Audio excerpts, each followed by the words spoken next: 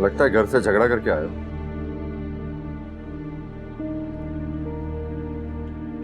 झगड़ा तो नहीं करके आया, अगर थोड़ी देर और रुक जाता तो शायद झगड़ा होगा।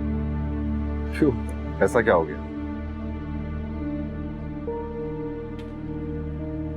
यार क्या बताऊं अब तुम्हें, वैष्णा ने बात ही ऐसी की थी, मैं बिल्कुल एक्सपेक्ट नहीं कर रहा था कि वो ऐसी बात करेगी। क्यों, क्या हुआ है?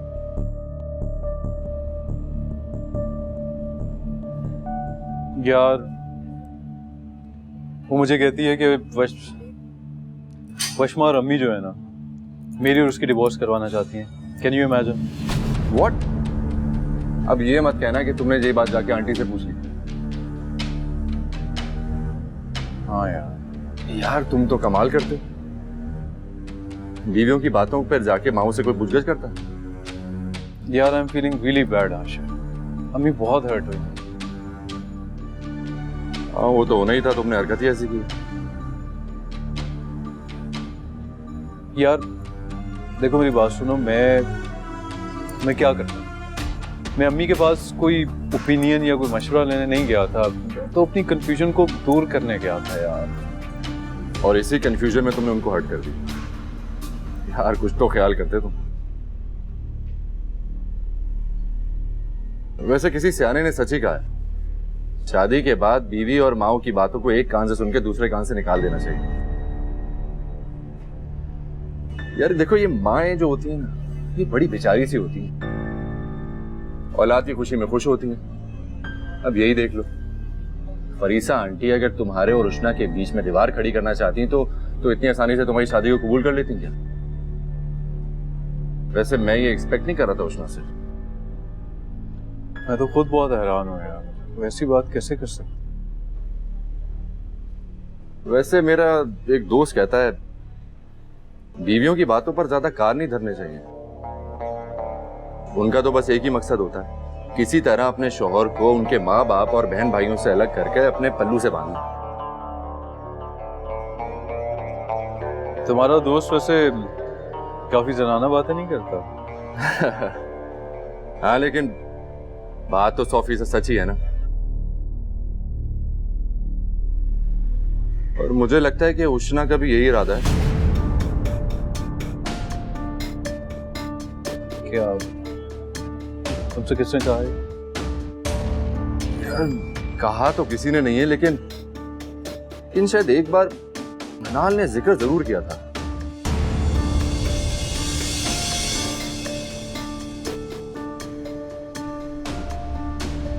तुम परेशान क्यों हो रहे हो? लड़कियों का तो यही मकसद होता है। ये तो हम शौहरों की जिम्मेदारी होती है ना कि इन मामलात को हम किस तरह से टैकल करते हैं। अच्छा तुम एक काम करो, उष्णा की बातों पर आज के बाद तुम एतबार नहीं करना। वो खुद ही ये सब सोचना भी छोड़ देगी और तुमसे कुछ कहेगी भी नहीं। लेकिन आशिर मैं उससे मोहब्बत, वो कैसे मुझे मेरी माँ से दूर करने का सोच सकती है यार ये मोहब्बत ना सब शादी से पहले की बातें होती हैं। अब तुम इस फैंटेसी वर्ल्ड से बाहर आके हकीकत की जिंदगी जीना सीखो, वरना तो कभी तुम अपनी बीवी पर एतबार करोगे, कभी माँ की बातें मानोगे, तो तुम इसी तरह से पछताते रहोगे।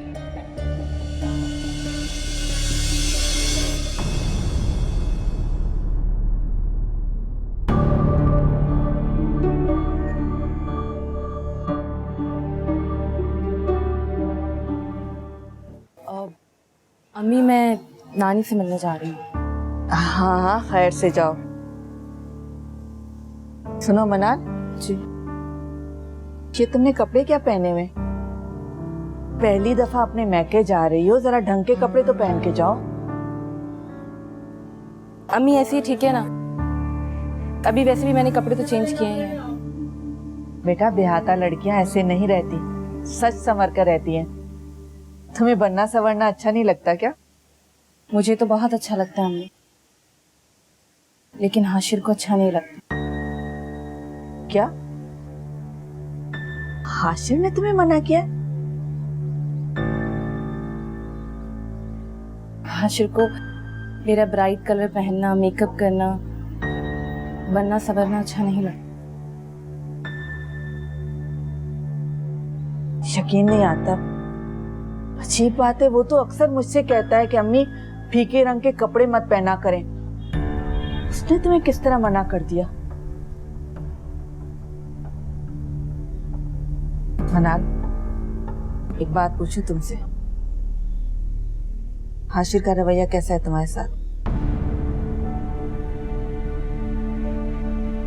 पता नहीं अम्मी, कभी कभी तो हाशिर इतना अच्छा बिहेव करते हैं कि मुझे नाज होता है अपने आप, और कभी कभी इतनी सख्ती बरतते हैं कि मेरा सांस लेना महाल हो जाता है। बेटा, ये मर्दों की मोहब्बत भी धूप छांव की तरह होती है, कभी समझ में आने वाली और कभी समझ से बालातर। जानती हूँ मैं, इसलिए शिकायत नहीं कर रही आपसे। आपने पूछा था इसलिए आपको बता रही। मैं तुम्हारी माँ की तरह हूँ, जब भी जी चाहे मुझसे बात कर लिया करो। लेकिन बेटा, माँ की जगह हूं तो एक मशवरा भी देना चाहूंगी। मियाँ और बीवी के दरमियान जो भी झगड़े होते हैं, जो भी शिकायतें होती हैं, वो घर से बाहर नहीं जानी चाहिए।